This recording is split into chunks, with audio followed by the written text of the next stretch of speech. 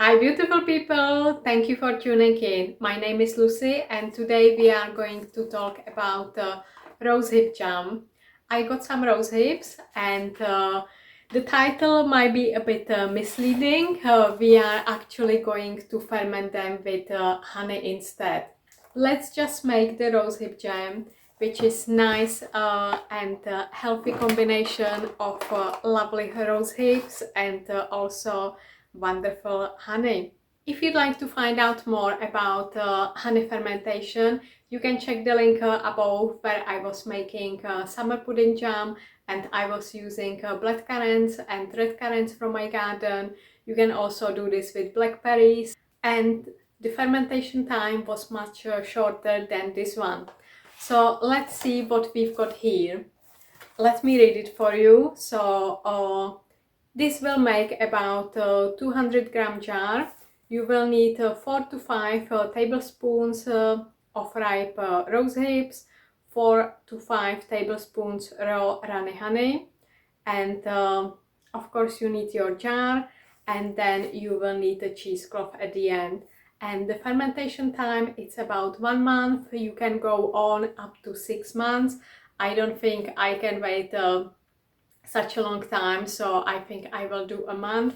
Make sure you mark it somewhere, or make a note on your mobile phone or in your calendar, in your diary, whatever works for you. This is how I do it, so I know when it's time to enjoy the lovely beauty. So basically it's half and half of honey and half of rosehips.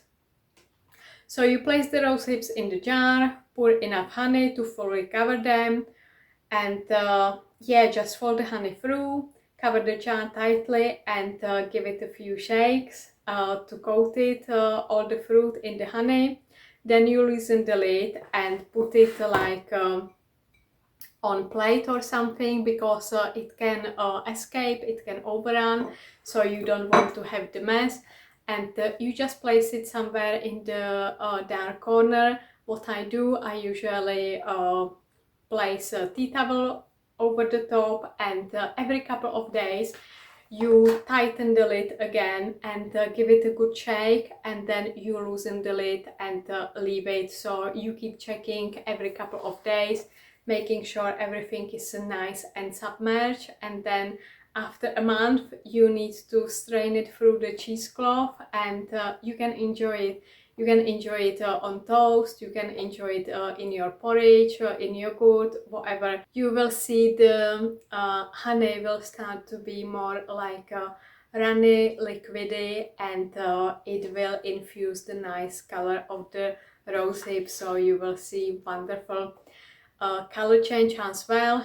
And yeah, I see you in a month time then. Here we go, 1 month later, and I'm gonna strain my honey infused with rosehips, and you can see I've got bits from the rosehips there, and the color it's only slightly infused.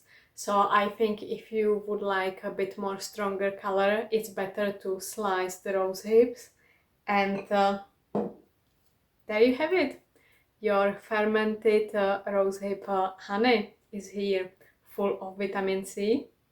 And here we go, I strained it, and this is what I've got left. And you know, the taste is phenomenal. I just tried and I really love the taste. As you can see, it's runny. This is what happens when you will ferment honey. So it will be really sort of liquidy. And yes, I will take it during winter for wonderful source of vitamin C. And how about you? Are you going to give it a go? Let me know in the comments below. Don't forget to hit the like button, subscribe now if you haven't done so, leave me some comments, share with your friends and family, spread some love, and thank you so much for watching. Stay amazing. From my heart to your heart. Bye until next time.